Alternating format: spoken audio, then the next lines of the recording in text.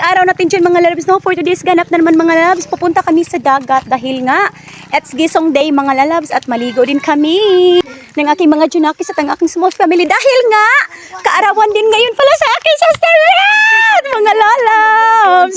At dala na nga din ng aming stepfather ang aming dapat pagsaluhan mga lalabs. So mga lalabs, ito na namin ang aming tatahakin. Ligo kami sa dagat.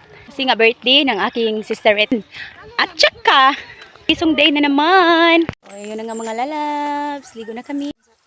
At ito na nga mga lalabs, no, spaghetti at tsaka manok lang din nga sinabaw. Ang ulam namin mga lalabs, ang handaan ng pasimple ng aking sister Red na si Marie Chris birthday mga lalabs. Mga lalabs. Happy birthday nga din sa'yo my dear sister Red ko. Stay pretty and humble lang din lagi at dito nga lang din kami mga lalabs no, sa tabing dagat para naman din masarap ang pagkainan at tsaka mahangin mga lalabs. At kasi nga it's Gisong Day or Happy Easter Sunday mga lalabs itong araw na to. At so much thank you din Father God no sa blessing sa inyong ibinigay sa aking sister Red nga. Ngayon na kahit ganito lang din ang aming handaan ay masaya at malaki na din to para sa amin at nakapag-share naman din kami sa iba. At stay healthy my dear sister Red ko.